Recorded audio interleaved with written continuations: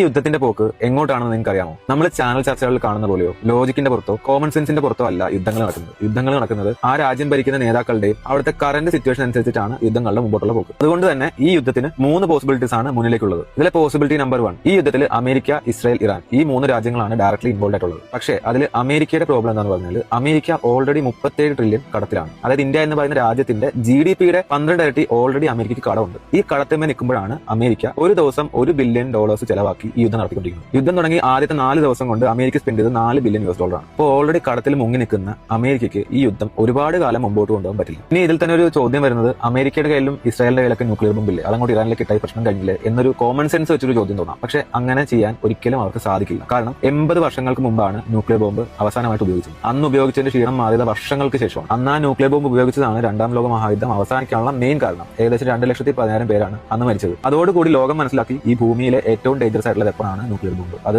ഉപയോഗിച്ച് കഴിഞ്ഞാൽ ഈ ഭൂമി തന്നെ ഇല്ലാതാവാനുള്ള എല്ലാ സാധ്യതയുണ്ട്. ഇപ്പോഴത്തെ കറന്റ് സിറ്റുവേഷനിൽ ഏകദേശം 10 രാജ്യങ്ങളിലെ ന്യൂക്ലിയർ ബോംബ് ഉണ്ട്. അതുകൊണ്ട് തന്നെ ഇപ്പോൾ അമേരിക്കയോ ഇസ്രായേലോ ഇത് യൂസ് ചെയ്താൽ ബാക്കിയുള്ള രാജ്യങ്ങൾക്കും ഇത് യൂസ് ചെയ്യാം എന്നുള്ളൊരു പെർമിഷൻ കിട്ടിയതുപോലെ തന്നെ ആവും. അതുകൊണ്ട് തന്നെ അമേരിക്കയും ഇസ്രായേലും ആണ് ന്യൂക്ലിയർ ബോംബ് ഉപയോഗിക്കുന്നതിന് ഈ ഭൂമിയിൽ ഏറ്റവും കൂടുതൽ വിലക്ക് കൽപ്പിച്ചിരിക്കുന്നത്. ആ രാജ്യങ്ങൾക്ക് ഒരിക്കലും ഇത് ഉപയോഗിക്കാൻ സാധിക്കില്ല. ഒരാള് ന്യൂക്ലിയർ ബോംബ് ഉപയോഗിച്ച് കഴിഞ്ഞാൽ പിന്നെ ആർക്കും അത് ഉപയോഗിക്കാം എന്നുള്ള റൈറ്റ്സ് ആവും. അതോടെ ഭൂമി അവസാനിക്കും. അത് എല്ലാവർക്കും അറിയാം. അതുകൊണ്ട് ഒരാൾ ന്യൂക്ലിയർ വെപ്പൺസ് ഉപയോഗിക്കാൻ മുതിരില്ല. സോ അമേരിക്കയുടെ ഇപ്പോഴത്തെ സിറ്റുവേഷൻ അനുസരിച്ചിട്ടുള്ള അറ്റാക്ക് എന്ന് പറയുന്നത് ഇനി അവർക്ക് ഒരുപാട് പൈസ സ്പെൻഡ് ചെയ്തിട്ടുള്ള അറ്റാക്ക് നടത്താൻ സാധിക്കില്ല. അതുകൊണ്ട് തന്നെ അവർ ഇനി കരയുദ്ധം നടത്താനുള്ള സാധ്യതയുണ്ട്. അതിനാണ് എസ്കലേഷൻ എന്ന് പറയുന്നത്. ഓരോ സിറ്റുവേഷൻ അനുസരിച്ചിട്ട് യുദ്ധത്തിന്റെ മോഡ് മാറും. ഈ ആകാശത്ത് കൂടെയുള്ള മിസൈൽ പരിപാടി ഒരുപാട് കാലം നീട്ടിക്കൊണ്ടുപോയി കഴിഞ്ഞാൽ എല്ലാ രാജ്യങ്ങളുടെയും പോക്കറ്റ് കാലിയാവും. അതുകൊണ്ട് തന്നെ അത് ഗ്ലോബൽ എക്കണോമിനെ തകർക്കും. ഇനി ഉണ്ടാകാൻ പോകുന്നത് അമേരിക്ക ഇറാഖിലും അഫ്ഗാനിസ്ഥാനിലും ചെയ്തതുപോലെ ഒരു കരയുദ്ധത്തിനുള്ള സാധ്യതയുണ്ട്. അപ്പൊ അങ്ങനെ ഉണ്ടാകുമ്പോൾ നമ്മൾ GCC-യിലിരിക്കുന്ന ആളുകൾ മനസ്സിലാക്കേണ്ടത് ഈ മിസൈൽ പരിപാടി അതോടെ അവസാനം. അമേരിക്ക അഫ്ഗാനിസ്ഥാനിലും ഇറാഖിലും ചെയ്തതുപോലെ എളുപ്പമായിരിക്കില്ല ഇറാനിൽ പോയിട്ട് ഒരു കരയുദ്ധം നടത്തുക എന്ന് പറയുന്നത്. ഇറാന്റെ ആർമി എന്ന് പറയുന്നത് ബാക്കി രാജ്യങ്ങളെ പോലെ എല്ലാം നല്ല സ്ട്രോങ് ആർമിയാണ്. പക്ഷേ GCC കൺട്രീസിലേക്കും അതുപോലെ മറ്റ് അറബ് രാജ്യങ്ങളിലേക്കും ഇറാൻ അയക്കുന്ന ഈ മിസൈലിന്റെ പരിപാടി അതോടെ അവസാനം. ഇനി 3ാമത്തെ പോസിബിലിറ്റി എന്ന് പറയുന്നത് ഈ ആദ്യം പറഞ്ഞ 2 കാരണങ്ങൾ കാരണം ഇവർ ഗതികേട് കൊണ്ടാണ്, ഈ 3 രാജ്യങ്ങളും ഗതികേട് കൊണ്ടാണ് യുദ്ധം മുമ്പോട്ട് കൊണ്ടുപോകുന്നത്. ഒരു രാജ്യത്തിന്റെ നിലനിൽപ്പിന്റെ ഭാഗമാണെങ്കിൽ ഒരു രാജ്യത്തിന്റെ ഈഗോയുടെ ഭാഗമാണ്. ഇതാണ് ഈ യുദ്ധത്തിന് മുമ്പോട്ട് കൊണ്ടുപോകുന്ന ഒരേ ഒരു ഫാക്ടർ. അതുകൊണ്ട് തന്നെ ആദ്യം പറഞ്ഞ 2 പോസിബിലിറ്റീസും പിന്നെ അമേരിക്ക ഉദ്ദേശിച്ച ഒരു പരിപാടി ഇറാൻ നടക്കാത്തതുകൊണ്ട് 3 രാജ്യങ്ങളും വീണ്ടും സൈലന്റ് ആവും. വർഷങ്ങളായിട്ട് എങ്ങനെയാണ് അവർ ശത്രുത വെച്ച് പുലർത്തിയത് അതുപോലെ തന്നെ അവരെ ശത്രുത വെച്ച് പുലർത്തും. യുദ്ധം അവസാനിക്കും. കാരണം ഇതുകൊണ്ട് ആർക്കും ഒരു നേട്ടം ഉണ്ടാകാൻ പോകുന്നില്ല,